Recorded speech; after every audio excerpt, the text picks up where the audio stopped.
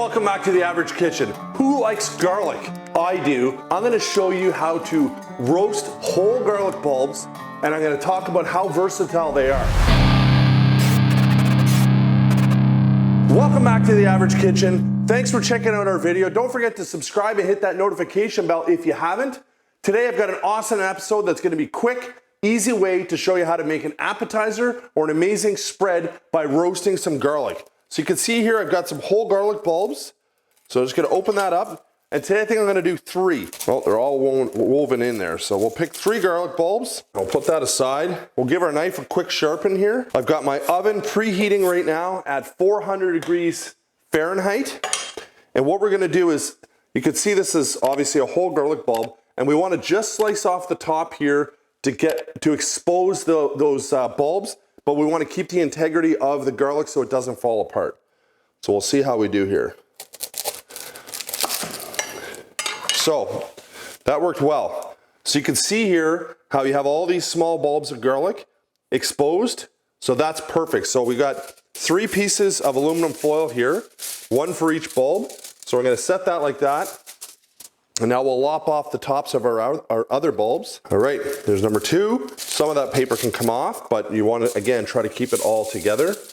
And I think the importance of having a sharp knife is key here, because if not, if you're having to saw through it, you're going to sort of rip your bulb apart, which you don't want to do. All right, I'm glad that worked on camera. 3 for 3, that's really good. All right, so we got our 3 bulbs here. So now what we're going to do is take some olive oil, and we're just going to drizzle, I'm going to say roughly about 3/4 of a tablespoon. And we're just going to drizzle that slowly over top of our garlic bulbs. And now we're just going to hit it with some salt and pepper.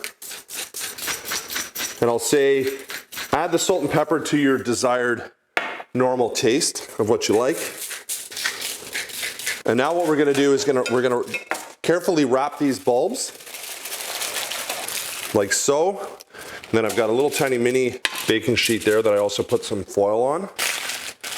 And in my oven, I'm going to put these in for 20 minutes. And when I say my oven, everybody's oven is different and everybody's oven cooks a little bit different. So it might be a little bit of a trial and error, but I think 20 to 25 minutes is perfect. And what you're going to see is those bulbs are going to become dark brown and mushy and fantastic. So let's get these into the oven. All right, so it's been 20 minutes. We could certainly smell it here in The Average Kitchen, but let's give it have a look at it. So I could hear it and I can smell it, but let's see how we did. Now, obviously be careful because there's gonna be some steam coming out of these. I mean, the way to check obviously is visually, you can look at them and they're getting some nice color, and I could just sort of poke it. So it's still firm. So it all depends on how you like it. If you want it like mushy paste, extra roasted, you probably want to leave them in a little bit longer, and I think I'm going to do that. So that was 20 minutes, so maybe we'll throw it back in for another 5 to 7 minutes and have a look at it again. And let's set that for 7 more minutes. All right, 20 seconds left. Let's kill the oven here and the timer. We'll pull those out. So I threw it in for another 7 minutes. So let's see how they look. Yeah, so you can see now, this is the first one we opened here.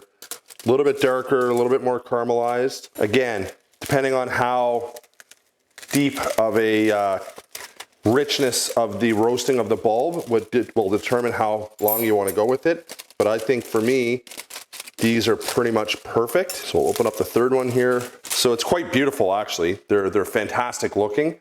So what we're going to do now is I'm going to give this probably 10 minutes to cool down. And in theory, the individual bulbs should just pop or slide right out when we clean them, but they need time to cool. All right, so these have had lots of time to cool down. Now let's give them a clean and see how that goes. So if you start to take some of the paper off and you just squeeze from the bottom, look how that came out, all one piece. So we're gonna go all the way around.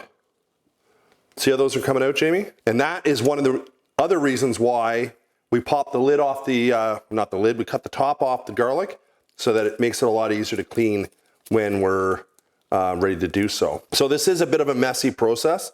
If you have a bulb like this that didn't get cut, if you just squeeze it, it comes out. So I've done this and actually spread this on homemade pizza underneath the pizza sauce. Turns out amazing, gives that real rich flavor. I've also done this roasted garlic and put it in spaghetti sauce. Or I've done it where you just basically take that and spread it on crackers.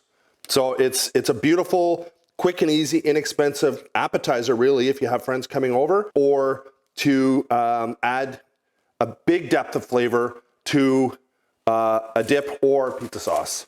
So that's one. You can see we got all of the garlic out of that. We'll move on to the next one. Again, it's a bit of a tedious process and it is messy, but it's worth it. So I'm going to continue to work through these. That's the episode, roasted garlic. Hope you try it. If you do, leave me a comment. I'd love to hear from you and I'll get back to you. Thanks for tuning in. We'll see you on the next one.